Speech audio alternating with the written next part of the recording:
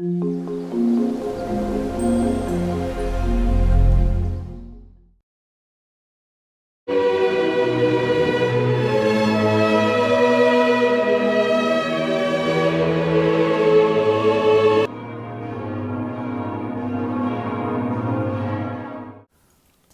history of Our Lady of La Salette is a sacred journey that connects two continents and spans nearly 2 centuries. In this documentary, we will explore how this profound devotion began with a miraculous apparition in the Alps of France and made its way to a serene corner of the Palani Hills in South India. This miracle took place on September 19, 1846, in a high mountain village called La Salette in the Alps region of France. Two young cowherds, Maximin Girard and Melanie Calva, were tending to their cattle in the mountains. In the afternoon, they witnessed a glowing globe of fire descending into the middle of a dried up spring. As the brilliant light slowly parted, they saw a beautiful lady sitting with her head resting in her hands, weeping bitterly. Unlike other Marian apparitions, the appearance of Our Lady of La Salette was that of a mother in mourning. She came to deliver both a warning and a promise. At a time when Europe was suffering spiritually and facing severe hardships due to famine, the mother appeared to call humanity back to God. She delivered a message of reconciliation, warning that if people did not change their ways, her arm which was holding back her son's wrath would become too heavy to bear. The mother's appearance was radiant and filled with symbolic meaning. She wore a long gown, apron, and high-collared shawl typical of a simple French peasant woman of that era.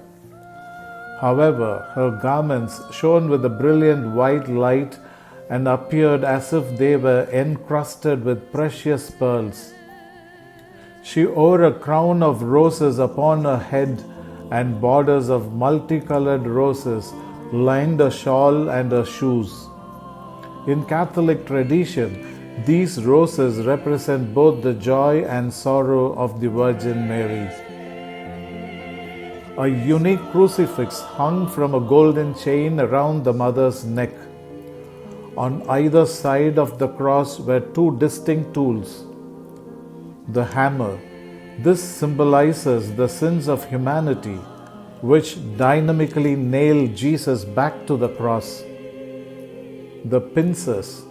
This symbolizes penance, reparation, and conversion, showing that through our good deeds we can remove the nails and offer comfort to the Lord.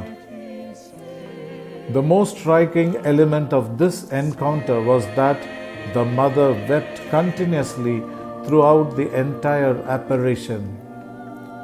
She was not crying for herself, but for the disobedience, indifference, and lack of faith of her children. The visionaries noted that her tears vanished miraculously before touching the ground. This image of the weeping mother remains the emotional heart of the La Salette devotion. The mother spoke to the children in French as well as in their local mountain dialect. She delivered great news with a call to action. She emphasized that people must keep Sundays holy and observe it as a day of rest and prayer. She asked humanity to stop using the name of the Lord in vain. She warned that if people continue to forget God, a catastrophic famine would ruin their crops. But she promised that if they repented and prayed, even the rocks would turn into heaps of wheat. This profound devotion traveled from the French Alps to India through French Jesuit missionaries. In the mid-19th century, priests serving the Madurai mission brought the legacy of Our Lady of La Salette across the oceans. They noticed a beautiful spiritual parallel between the high mountains of France and the serene mist-filled hills of Kodaikanal. Our Lady of La Salette Shrine in Kodaikanal stands proud as one of the most ancient and historic churches in Tamil Nadu. Its distinct glory lies in being one of the few shrines in the entire world dedicated to Mary under this specific title. For nearly 160 years, this magnificent sanctuary has overlooked Kodaikanal, showering divine blessings upon people of all walks of life. The shrine was built in 1866 by Father Louis Saint Cyr. Born on December 14, 1813 in Villa, France, Father Louis joined the Jesuit order in 1834.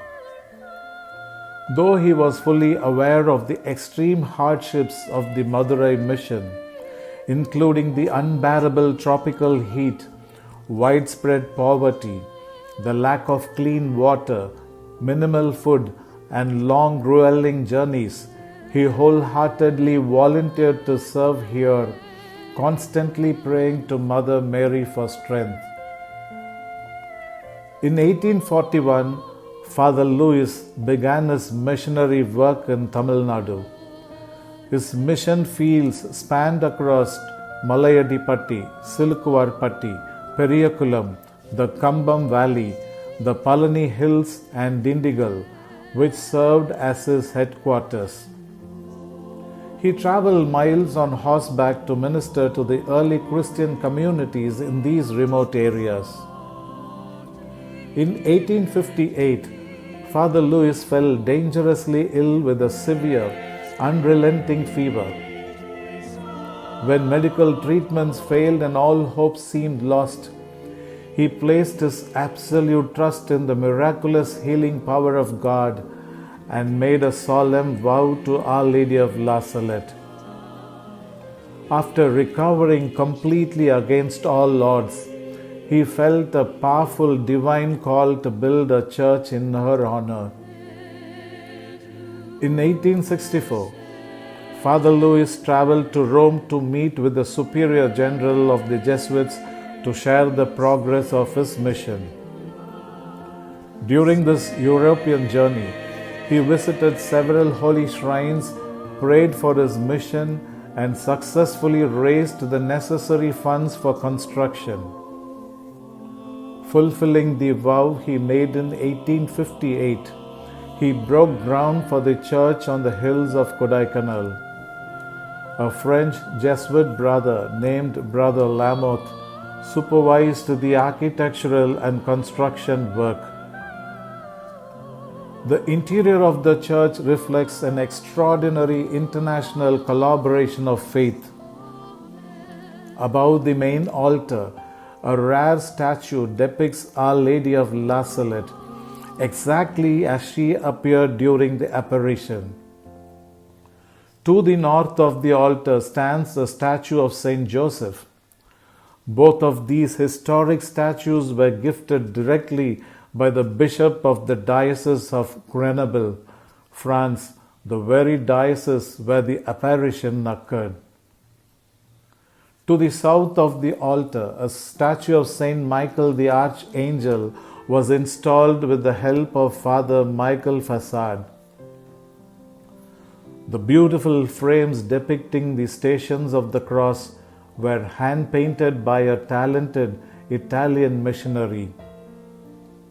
The stained glass windows were decorated with exquisite, colorful artwork by a French noblewoman, Madame Bonclair. A major portion of the church construction expenses was donated by another generous French lady named Devote Rameau.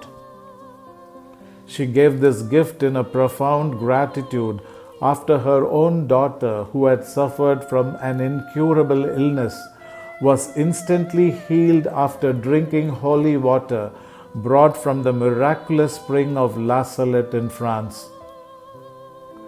Finally, in 1866, Bishop Canos solemnly blessed and consecrated this historic church.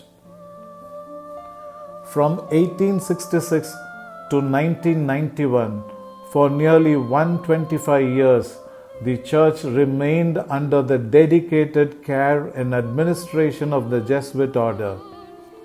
On February 11, 1991, the responsibility was officially handed over to the Archdiocese of Madurai.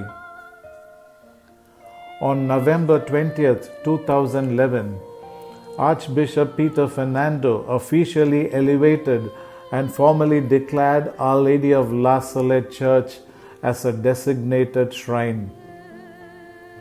On July 31, 2016, during the tenure of Father James Hieronymus as parish priest, a grand permanent flagstaff was erected and blessed by Archbishop Anthony Papasamy. To mark the historic 150th anniversary of the shrine, a special Jubilee Mass was celebrated by Archbishop George Anthony Sami of the Madras Mylapore Archdiocese. To commemorate this milestone, a grand memorial arch was built and opened on August 15, 2016.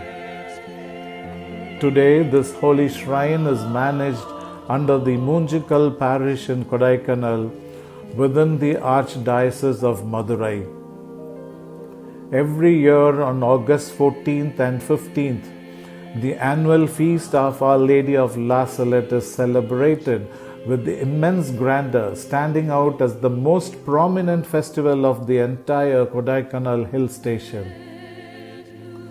Geographically, the shrine is located 60 kilometers away from the town of Battalagundu, right at the base of the Palani Hill range in the Dindigul district.